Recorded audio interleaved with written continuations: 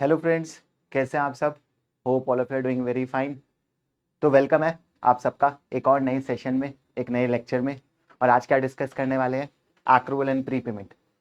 तो होपफुली ये सीरीज आप कॉन्टिन्यूसली देखे जा रहे हैं, एक के बाद एक टॉपिक अपना कंप्लीट कर रहे हैं। और अब हम आ गए हैं एक और इम्पॉर्टेंट टॉपिक पे, एक्रूवल एंड प्री पेमेंट। तो आज थोरोली रिवाइज करेंगे इस छोटे से टॉपिक को, बट बहुत इंपॉर्टेंट टॉपिक को। स्टूडेंट इस टॉपिक को काफ़ी ट्रिकी बताते हैं। ऑब्वियसली आपके अकाउंट्स के बेसिक कंसेप्ट को ये टेस्ट करता है। तो क्रैक करते हैं इसको, आपके लिए इजी करते हैं इस टॉपिक को, एक्रूवल एंड प्री पेमेंट। तो क्या डिस्कस करेंगे? तो पहले तो बच्चों एक चीज समझो कि है क्या ये topic, accrual and pre payment. तो ये हमारी अकाउंटिंग की जान है। जैसे आत्मा होती है ना, बॉडी की आत्मा, वैसे ये अकाउंटिंग की आत्मा है। हमारे अकाउंटिंग स्टैंडर्ड आईएफआरएस सारा बोलते हैं कि फॉलो करो एक्रूवल अकाउंटिंग। आपने सुना बहुत होगा एक्रूवल बेसिस, एक्रूवल अकाउंटिंग। तो उसी पे ये चैप्टर है, एक्रूवल एंड प्री पेमेंट। तो होता क्या है एक्रूवल अकाउंटिंग और एक्रूवल बेसिस? सबसे पहले उसी से बात शुरू करते हैं। Why this topic is important? कहता है in real life money doesn't always move when the transaction happens. कहता है कई बार कई ट्रांजेक्शन में पैसे का इन्वॉल्वमेंट नहीं होता। That's why accounting uses accrual and prepayment to ensure we record what belongs to the period, not what was merely paid or received. True profit is not just about cash, it is about matching income and expense correctly. कहता है focus सिर्फ cash पे नहीं करो, transaction की occurrence पे करो। देखो एक बात आप समझना, अपनी रियल लाइफ से अगर हम रिलेट करें तो मान लो अपन ने पिज्ज़ा ऑर्डर किया, लेट्स से अपन पार्टी कर रहे हैं और अपन ने कुछ चखना, सॉरी पिज़्ज़ा ऑर्डर किया। तो जो अपन ने पिज़्ज़ा ऑर्डर किया, वो ऑर्डर किया, खाया, उसका पेमेंट 2 दिन बाद किया। तो वो ट्रांजेक्शन कब की है? जब पेमेंट किया या जब खाया? ऑब्वियसली आप पेमेंट 2 दिन बाद कर रहे हो, 3 दिन बाद कर रहे हो, या इस साल नहीं कर रहे हो अगले साल कर रहे हो, उससे क्या फर्क पड़ता है? ट्रांजेक्शन तो वो इसी साल की है, कंजम्पशन तो इसी साल हुई है। तो रिकॉर्ड कब होनी चाहिए? जब आपने खाया। द मोमेंट आपने उस पिज्जा को ऑर्डर करा, उसको खाया, वो ट्रांजेक्शन है, वही एक्रूवल सिस्टम है। या उल्टा समझो, कई बार अपन क्या करते हैं, पेमेंट एडवांस में कर देते हैं। अपन ने एडवांस में पेमेंट कर दिया, अभी पिज्जा आया ही नहीं अपने पास, अभी तक पिज्जा आया नहीं है, वो आएगा 3-4 दिन बाद आएगा। स्पेसिफिक बहुत हाई फाई पिज्जा हमने मंगवाया। तो बच्चा, अगर आपने पेमेंट आज कर दी तो इसका मतलब खर्चा हो गया आपका। कल को पिज्जा नहीं आया तो आपको रिफंड नहीं मिल जाएगा। तो कैश की मूवमेंट से आप ट्रांजेक्शन का अंदाजा नहीं लगा सकते। ट्रांजेक्शन का अंदाजा तो ट्रांजेक्शन के होने पे होगा। आपने आज पे कर दिया, वो एडवांस है, आपने एडवांस में पे कर रखा है सामने वाले को। जिस दिन वो पिज्जा आ जाएगा, जिस दिन अपन खा लेंगे उसको, तब वो रियल में एक्सपेंस बनेगा। या सामने वाले के पर्सपेक्टिव से सोचो, आपने जिसको पैसा दे दिया एडवांस में, वो इनकम थोड़ी मान लेगा। वो इनकम कैसे दिखा देगा? उसने अब तक आपको सर्विस दी, उसने आपको प्रोडक्ट दिया नहीं दिया, जब वो पिज्जा डिलीवर कर देगा तब वो इनकम दिखाएगा अपनी। तो इसीलिए एक टॉपिक बहुत इंपॉर्टेंट बन जाता है, एक्रूवल और प्रीपेमेंट। और अगर आप कॉमन सेंस रिलेट करोगे तो बहुत आसान है भाई। हमने एग्जाम दिया, हमने दिल दे दिया 2025 में, एग्जाम्पल है। तो रिजल्ट आया 2026 में। अब रिजल्ट पॉजिटिव आया, नेगेटिव आया, क्या रिप्लाई आया, कैसा आया, अब वो उसकी मर्जी। यस आया, नो आया, ठीक है। पर ट्रांजेक्शन कब अकर हुई है? 2025 में है। तो रिकॉर्ड 2026 में करेंगे या 2025 में? अपन क्या बोलेंगे, रिजल्ट कौन सी ट्रांजेक्शन का है? 2025 का। आपने जो एग्जाम दिया वो एग्जाम कब का है? 2026 का है, 2025 का। तो आपको देखना है कि ट्रांजेक्शन, सिर्फ कैश मूवमेंट पे फोकस नहीं करना। Cash is important, I am not saying it is not important, but not important for accounting purpose. Accounting is done when transaction is occurred, not when cash is received और paid. This is what we learn from this topic. मैं कहता हूं ना, accounts बहुत कुछ life के फंडे सिखा देती है, और ये एक फंडा हमें सिखाती है लाइफ में कि ट्रांजेक्शन पे फोकस करो, पैसों पे नहीं। बहुत इंपॉर्टेंट है फंडा ये, अगर सोचा जाए तो, गहराई से सोचा जाए तो लाइफ के कई प्रॉब्लम रिजॉल्व कर देता है। अगर आप मूवमेंट पे फोकस करोगे, ट्रांजेक्शन पे फोकस करोगे, आउटकम पे नहीं करना। सिखा क्या रहा है भगवान कृष्ण? यही तो कह के गए थे कि आउटकम की नहीं वरी करनी, आउटकम पे नहीं टेंशन लेना, सोचना किस बारे में? मोमेंट पे, प्रेजेंट पे, ट्रांजेक्शन पे, अपने कर्मों पे फोकस करो। ट्रांजेक्शन हुई नहीं हुई, मेरा कर्म हुआ नहीं हुआ, वो मैटर करता है, ना कि उसका आउटकम। तो उसी नोट से पढ़ते हैं इस कंसेप्ट को, कहता है कोर अकाउंटिंग प्रिंसिपल। तो इसके साथ साथ कोर अकाउंटिंग प्रिंसिपल भी बता देता हूं जो इधर लगता है बच्चा। कौन सा अकाउंटिंग प्रिंसिपल लगता है? Matching concept. और मैचिंग कंसेप्ट क्या कहता है? मैच करो। क्या बात है सर, मैच करो, किसको किसको मैच करो? समझ रहे होगे आप?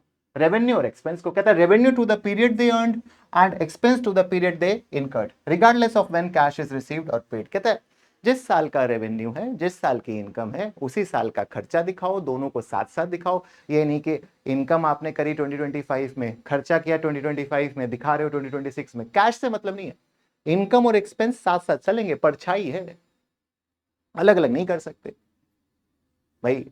आप बॉडी से परछाई को अलग थोड़ी कर सकते हो। तो कह रहे दोनों को साथ लेके चलो, मैचिंग कंसेप्ट है, जोड़ी बनी रहनी चाहिए, फेविकॉल का जोड़ होना चाहिए। कैश से क्या मतलब?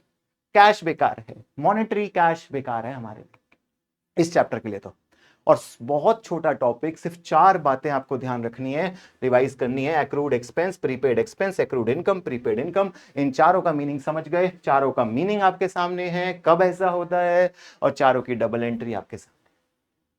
अकाउंटेंट हो तो अकाउंटेंट नजर आना जरूरी है, अकाउंटेंट हो तो एंट्री आना जरूरी।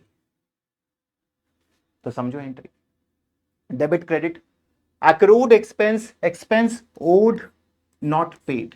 एक्रूड एक्सपेंस का क्या मतलब है? वही जो मैं भी आपको एग्जांपल दे रहा था। एक्सपेंस तो हो गया, पिज्जा तो खा लिया भाई, खाना खा लिया, गए किसी के साथ सीसीडी में बैठ के खाना खा लिया, अब बिल देने के लिए पैसे नहीं है, तो भाई ट्रांजेक्शन तो हो गई है, उसको भेजो, पतली गली से निकालो कि जाओ आप मिलते हैं, हमारा यहाँ पे और भी मीटिंग है, हमें टॉप मैनेजमेंट जानती है, वो मिलने आएंगे हमसे, ऐसे कुछ बोल के खिसकाओ उसको, और फिर लगो अपने काम पे। जो भी छोटा मोटा काम करके वो आपको अलाउ करें, जैसे भी समझ रहे होगे आप कहाँ पे सर इशारा कर रहे हैं। इसीलिए कह रहा हूँ नालायक को पढ़ लो, पढ़ लोगे तो ये सब नहीं करना पड़ेगा, मेन्यू देखना नहीं पड़ेगा। आपके सर को मेन्यू देखना पड़ता है? सॉरी सर तो जाते ही नहीं आपके, इन सब चीजों में है ही नहीं। तो एक्सपेंस ओड नॉट पेड। तो बच्चों ध्यान रखो, खर्चा हो गया तब ध्यान रखना है, मैंने पे करा 2026 में, खर्चा हुआ 2025 में, मेरा इलेक्ट्रिसिटी का बिल आया मई का, पे मैं कर रहा हूं सितंबर में, फर्क नहीं पड़ता, खर्चा मई का है। Expense owed not paid, expense incurred this year but not paid, incur हो गया, पे नहीं किया। डेबिट एक्सपेंस, भाई मेरा खर्चा मान लूंगा, और पे नहीं किया तो क्या बना लेंगे? Accrual, liability. पे नहीं किया तो क्या बन जाएगा? लाइबिलिटी बन जाएगा। आती है बात समझ? बिल्कुल समझ आती है sir. Prepaid expense, prepaid expense क्या? Expense paid in advance. भाई तुमने एडवांस में खर्चा पे कर दिया, मतलब जो अभी अपन बात कर नहीं रहे थे कि पहले से प्री पेमेंट कर दी।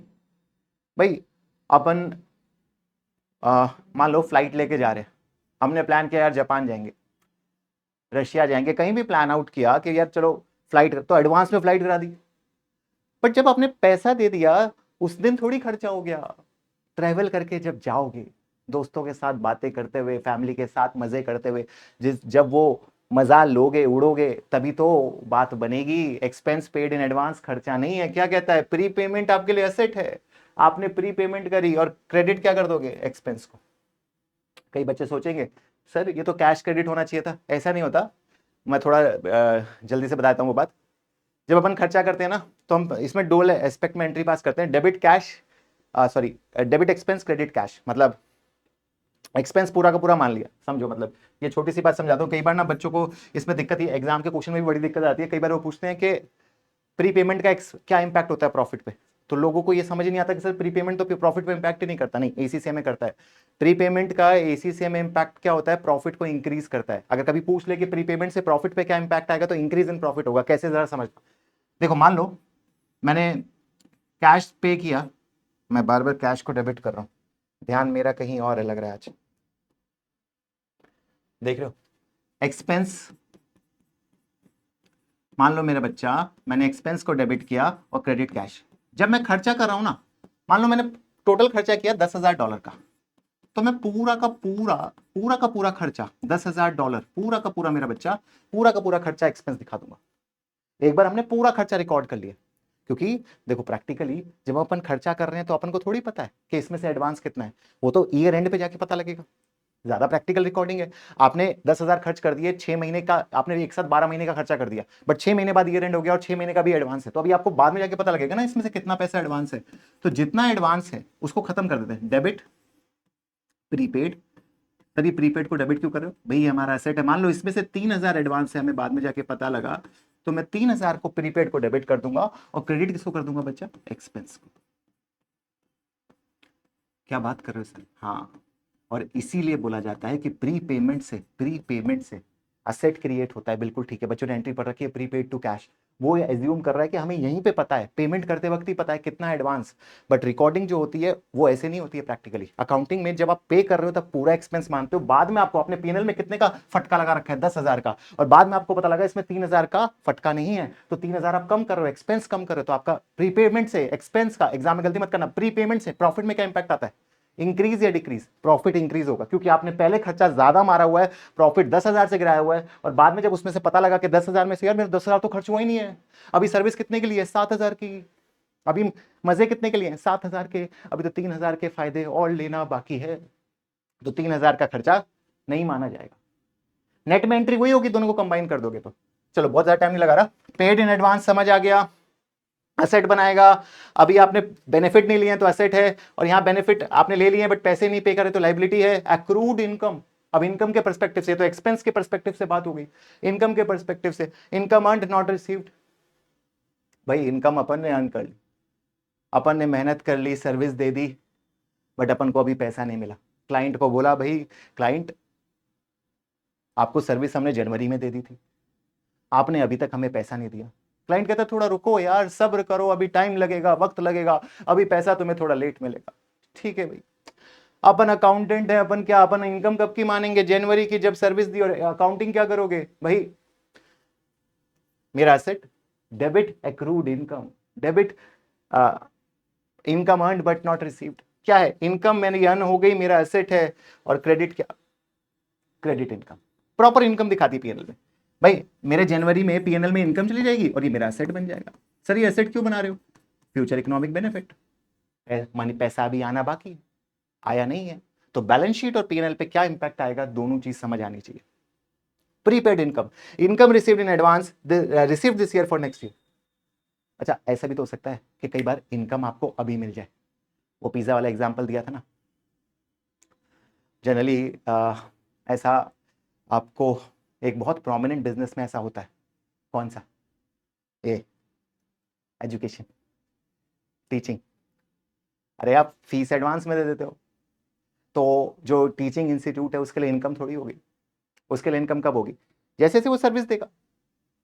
आपका वादा हो गया भाई आपको पढ़ाएंगे, आपने पैसे दे दिए एडवांस में, अब वो 3 महीने 6 महीने जो क्लासेस चलेंगी उसमें धीरे धीरे उसको रिकॉर्ड किया जाएगा। तो अभी अपन क्या एंट्री करें, पैसा आया, पैसा आया, तो जब पैसा आता है तो हम एंट्री क्या करते हैं, डेबिट कैश। यहां भी इन्होंने इनकम और प्रीपेड इनकम के परस्पेक्टिव से ही किया है, क्योंकि यहां भी कंसेप्ट वही है कि बात को समझना। मैं इसको आपको समझा देता हूं। देखो बच्चा, मान लो अपने पास एक बच्चा एनरोल कराता है, राहुल करके हमारा बच्चा है, राहुल ने अपने पास एनरोल कराया, राहुल ने 10,000 रुपीज पे करे अपन को, 10,000 रुपीज राहुल ने पे करे, मैंने कहा डेबिट कैश क्रेडिट इनकम, मैंने पूरी की पूरी इनकम दिखा दी, ठीक है 10,000। अब भाई मेरी अकाउंट्स तो वीक है, तो मैंने तो डेबिट कैश क्रेडिट इनकम दिखा दी। फिर मेरा अकाउंटेंट आता है, कहता है सर सर सर क्या कर रहे हो भाई, सर आपने राहुल को जो सर्विस दी है ना वो अभी 6,000 रुपीज की दी है, उसने मंथली कैलकुलेट किया, काटा कैसे भी, बताया 6,000 की सर्विस की। अच्छा, कहता है सर अभी आपका 4,000 उसने एडवांस दे रखा है आपको। अच्छा तो आप इनकम नहीं दिखा सकते, नहीं, डेबिट इनकम 4,000, आपको 4,000 से अपनी इनकम को, $4,000 से अपनी इनकम को डेबिट कर देना है, और क्रेडिट क्या कर देना है, एडवांस। कुछ भी नाम लिख लो, अनअर्न्ड इनकम, डेफर्ड इनकम, कई नाम हैं भगवान के, राम कहो रहीम, क्या फर्क पड़ता है, फर्क पड़ेगा तब दिक्कत है, फर्क नहीं पड़ेगा तो कोई दिक्कत नहीं है। तो जिनको फर्क पड़ रहा है वही दिक्कत करेंगे, फर्क नहीं पड़ना चाहिए, कंसेप्ट पे सोचो, चाहे एडवांस इनकम कहो चाहे अर्नड इनकम कहो, डेफर्ड इनकम कुछ भी कहो है तो लायबिलिटी, लायबिलिटी हमारी लायबिलिटी, लायबिलिटी समझते हो जिंदगी में? लायबिलिटी नहीं बनना जिंदगी में, क्या बनना है? एसेट बनना है मेरे दोस्त। तो समझ गए सर, और इसको कंबाइन करोगे तो वही एंट्री होगी। तो सर इसका एक और मतलब ये बताओ, इसका इंपैक्ट ऑन प्रॉफिट क्या हुआ? सोचो सोचो, ये प्रॉफिट को क्या कर रही है? आपने इनकम पहले ज्यादा दिखा दी थी, अब इनकम आप कम कर रहे हो तो ये प्रॉफिट को कम कर रही है। इसी को कहते हैं समझना। एक बार कंसेप्ट समझा तो दूसरी बार भी अटक गए तो फिर नहीं समझे। अब ये नहीं कि सर बहुत ज्यादा डिटेल में करा दो, बट यही कंसेप्ट है, मैंने पूरा डिटेल में ही करा दिया। सच बताऊं तो आपको जो चीजें मैंने बताई है ना, बच्चे पूरा टॉपिक करने के बाद भी नहीं पता होता ये चीजें, तो जो मैं बता रहा हूं तो बात ध्यान रखना, क्या एंट्री होनी है और क्या प्रॉफिट पे इंपैक्ट होना है। भाई इन सब का तो डायरेक्ट है, एक्रूड एक्सपेंस से तो प्रॉफिट कम होगा, आप एक खर्चा रिकॉर्ड कर रहे हो, एक्रूड इनकम से तो आप इनकम रिकॉर्ड कर रहे हो, प्रॉफिट आपका बढ़ेगा। इन दो का तो सिंपल है, एक्सपेंस और इनकम। बट यहां पे ध्यान रखना, प्रीपेड एक्सपेंस से आपका प्रॉफिट बढ़ता है और प्रीपेड इनकम से आपका प्रॉफिट घटता है, और बाकी चारों का मीनिंग क्रिस्टल क्लियर है। बहुत बोनस चीज एक एंड में लेके भी आया हूं, जिसे मैं कहता हूं क्वेश्चन स्पेसिफिक नॉलेज। चैप्टर तो खत्म हो जाता है, अगर आप मुझसे पूछो तो बैलेंस शीट पीएनएल के क्वेश्चन आते हैं और सारे क्वेश्चन इस कंसेप्ट से आप क्रैक कर सकते हो। और कुछ नॉलेज चाहिए तो फिर वो इस चैप्टर का नहीं है। भाई आपको नॉलेज अगर कॉन्ट्रा का चाहिए तो वो रिसीवेबल का नॉलेज है, अगर आपको रिफंड ऑफ क्रेडिट का नॉलेज चाहिए, लेजर का क्रेडिट सेल रिसीवेबल, लेजर का पेबल लेजर का, वो सब अलग नॉलेज है। बट इस चैप्टर का एक्रूअल प्रीपेमेंट का नॉलेज यही है। और इसमें भी एक एडवांस चीज आती है, बैलेंसेस, डेबिट क्रेडिट बैलेंस का मीनिंग, वो भी आपके लिए इस सेशन में लेके आया हूं रिवीजन में। अच्छा सर, हाँ अच्छा, एक एग्जाम्पल लाया हूं आपके लिए सॉल्व, डाटा गिवन है आपको। क्या है सर ये एग्जाम्पल, बताओ ना थोड़ा सा। अरे थोड़ा सा क्या, पूरा बताएंगे बच्चा। एक एग्जाम्पल लेके आओ जिसमें 5000, इस एग्जाम्पल से ऊपर का सारा नॉलेज क्लियर हो जाएगा। आपको दोनों चीज बतानी है इसमें। आपको एग्जाम्पल में बोला है, पढ़ लेना इसको अपने आप से, एक बार ट्राई भी कर लेना। 5000 पेड इन 2010, इनकर्ड इन 2011। अच्छा ध्यान रखना, हमारा करंट ईयर यहाँ पे 2011 है, ये चीज मैं क्लियर कर दूं। 2010 को मैं प्रीवियस ईयर मान रहा हूं, मतलब जिस ईयर के लिए हम अकाउंटिंग कर रहे हैं वो करंट ईयर है, और 2012 हमारे लिए नेक्स्ट ईयर। आपको बताना क्या है, तो आपको यहाँ पे सिर्फ इतना बताना है कि कितना पीएनएल में जाएगा अमाउंट, मतलब इस साल 2011 में, और बैलेंस शीट यानी स्टेटमेंट ऑफ फाइनेंशियल पोजीशन में कितना अमाउंट जाएगा। ये दो चीजों का आंसर अपन को बच्चों चाहिए। सर बिल्कुल कर देंगे, तो करना कैसे, ध्यान से समझा। 5000 पेड इन 2010, इनकर्ड इन 2011, इसका क्या मतलब है? मैं एक्सपेंस का एग्जांपल ले रहा हूं, इनकम का भी लिया जा सकता है। 5000 paid in 2010 but incurred in 2011। बच्चा इसका मतलब क्या है? इसका मतलब सिंपल सा इतना है कि ये जो 5000 का खर्चा है ये पे कब हुआ है? 2010 में। बट ये खर्चा इनकर कब हुआ? 2011 में। तो ये खर्चा कब का है? कब का है ये खर्चा? जब पे हुआ या जब इनकर हुआ? जब ट्रांजेक्शन हुई या जब इनकर हुआ, पे हुआ? सोचो। 3000 due in 2010, paid in 2011। Due था 2010 का, पे किया 2011 में, खर्चा था 2010 का, पे किया 2011 में। तो ये खर्चा तो है 2011 का मेरा बच्चा, और ये खर्चा है रियलिटी में 2010 का। 5000 तो इस साल का कैश पेड है, 7000 पेड इन 2011 फॉर 2012, तो ये 2012 के लिए पे किया है, तो ये 2012 का खर्चा है। और 4000 ड्यू इन 2000 पेड इन 2012, तो बाबू 4000 ड्यू है 2011 में, तो ये खर्चा 2011 का है, बट आपने पे नहीं किया। 2011 का खर्चा अभी तक पे नहीं हुआ, इसे क्या बोलेंगे? आउटस्टैंडिंग। जो अपन 11 12 में वर्ड यूज करते हैं ना, आउटस्टैंडिंग। अभी expense incurred but not paid.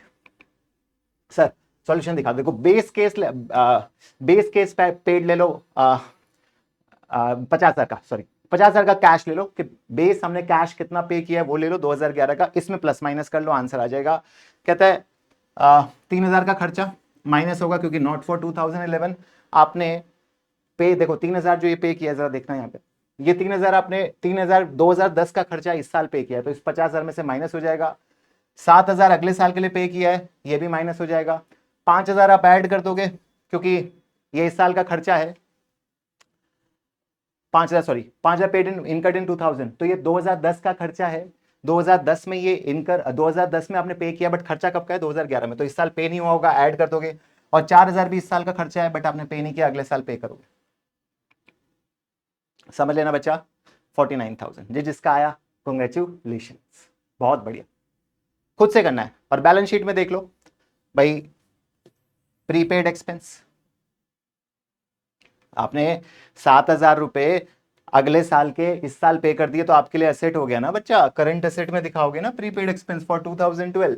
और एक्रूड एक्सपेंस देखो, एक्रूड एक्सपेंस 4000 का, करंट लायबिलिटी आउटस्टैंडिंग है ड्यू फॉर 2011 अनपेड, इस साल का आउटस्टैंडिंग है, अनपेड है, तो बैलेंस शीट में लायबिलिटी में जाएगा 4000 और एसेट आएगा 7000 का। ध्यान रखना, देख लो क्वेश्चन को पूरा, हट जाते हैं सर साइड से, ट्रैक पूरा क्वेश्चन एक बार फिर से दिखाता हूं, रीड कर लेना, पॉज कर करके पढ़ लो सब डिटेल में, ठीक है। अच्छा, लास्ट इंपॉर्टेंट पॉइंट आपके लिए सर लेके आए, इंपॉर्टेंट नोट फॉर क्वेश्चन। क्या सर, कई बार आपको ना बैलेंसेस दिए होते हैं, क्रेडिट और डेबिट, एक एग्जांपल भी कराऊंगा, उससे बात क्लियर हो जाएगी। कई बार बच्चा आपको बैलेंसेस दिए होते हैं, credit balance, debit balance, credit balance, debit balance, और बच्चों को समझ नहीं आता क्या करना है। भाई आपको इससे आइडिया लगाना है कि एक्रूअल है, प्रीपेड है, क्या है, सिर्फ बैलेंसेस के नाम से। मान लो कहता है ओपनिंग बैलेंस क्रेडिट, तो समझना अगर ओपनिंग बैलेंस क्रेडिट आया तो क्या है, income received last year for this year. समझो, आप जब लेजर बनाते हो बच्चा, मैं आपको ये समझाना चाहता हूं कि आपका एक्रूअल प्रीपेमेंट के जो लेजर होते हैं, मान लो ओपनिंग बैलेंस इस साइड लिखा है, या ओपनिंग बैलेंस इस साइड भी हो सकता है, क्लोजिंग बैलेंस इस साइड भी हो सकता है, क्लोजिंग बैलेंस इस साइड भी हो सकता है। तो इनका मीनिंग समझा रहा हूं, कई बार पूरा क्वेश्चन सिर्फ इन चीजों पे बना दिया गया बच्चों को कंफ्यूज करने के लिए, बट हमारे बच्चे कंफ्यूज नहीं होंगे। ये बैलेंस होता है डेबिट, ये बैलेंस होता है क्रेडिट, और इसमें ध्यान रखना ये लिखा डेबिट साइड है बट ये होता क्रेडिट बैलेंस है, क्योंकि ये क्रेडिट की एक्सिस से आता है, और ये डेबिट बैलेंस होता है। अब मैं आपको इन चारों का मतलब बता, तो चारों का मतलब क्या है, ओपनिंग बैलेंस अगर डेबिट है, ओपनिंग बैलेंस डेबिट है, income of last year received this year, इसका मतलब क्या है, लास्ट ईयर की इनकम इस साल आई है। अगर ओपनिंग बैलेंस क्रेडिट है तो इसका मतलब income received last year for this year. भाई आपकी लायबिलिटी, आपने इनकम पिछले साल के लिए, अगले साल, पिछले साल रिसीव कर ली, इसलिए तभी तो क्रेडिट बैलेंस आ रहा है, ध्यान रखना इस बात का। अच्छा, closing balance credit, income received this year for next year, इसका क्या मतलब हुआ, अगर क्लोजिंग बैलेंस बच्चा क्रेडिट आ रहा है तो इसका मतलब आपने इस साल एडवांस रिसीव किया है नेक्स्ट ईयर के लिए, तभी तो आपकी लायबिलिटी बन रहा है। और क्लोजिंग बैलेंस डेबिट मतलब क्या आ रहा है, इनकम ऑफ दिस ईयर, मतलब असेट बना रहे हो आप, आपकी इस साल की इनकम है बट वो अभी तक रिसीव नहीं हुई है। तो इन चारों पॉइंट का अगर मीनिंग क्लियर रखोगे ना, तभी उस क्वेश्चन को क्रैक कर पाओगे। बस जल्दी जल्दी सुन लो मेरी बात सर की, समझ आइए बात। हाँ सर, तो जल्दी से एक क्वेश्चन देखो और इसको फिर ओवर करते हैं। क्या क्वेश्चन है सर, क्वेश्चन कहता है Siddhi property owns two flat which is rent out during the year end 31st December 2016 and it received 280,000 for flat A, 160 for flat B। अब समझना, इसको पैसे मिले दो फ्लैट के लिए, 280 और 160। 31 दिसंबर का ओपनिंग बैलेंस आपको 12,300 क्रेडिट, ये मैंने लिखा है, एक्रूवल प्रीपेड एग्जाम में लिखा नहीं होगा, सिर्फ बैलेंस लिखा होगा, डेबिट क्रेडिट और डेबिट। अब आपको सॉल्व करना है, एडजस्ट करके इसकी करंट ईयर की इनकम निकालनी है। दोनों फ्लैट की अलग अलग कर सकते हो, एक साथ कर सकते हो, जैसा ठीक लगता है। देखो मैंने कैसे किया, what amount should of rental income in the PNL for the year and 31 दिसंबर 2016। तो फ्लैट ए की बात करें तो फ्लैट ए में कैश आया 280 का, बिल्कुल ठीक है। ओपनिंग प्रीपेड कहता है 12,300 क्रेडिट।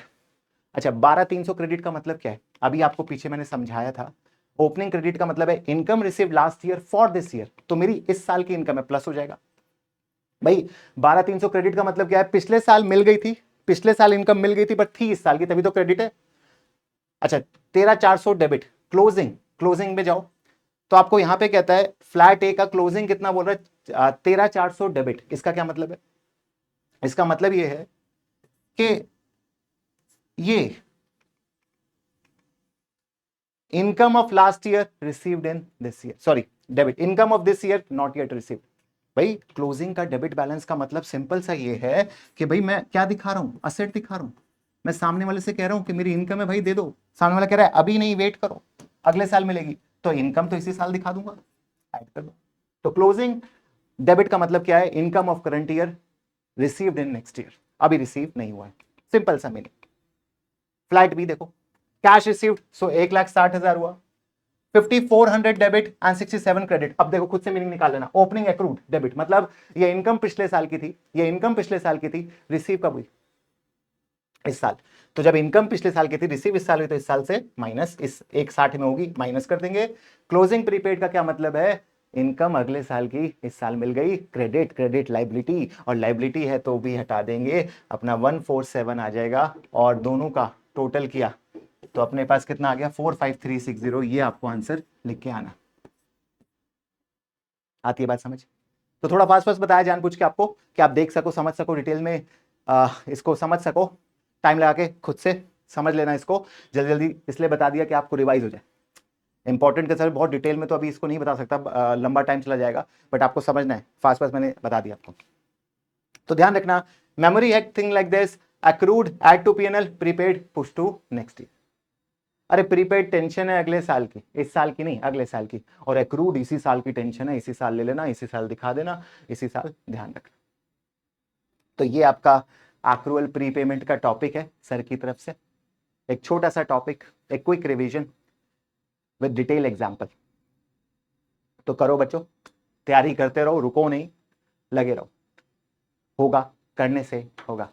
तो मिलते हैं इसी तरीके से अगले सेशन में, तब तक के लिए tata, all of you, take care, bye bye.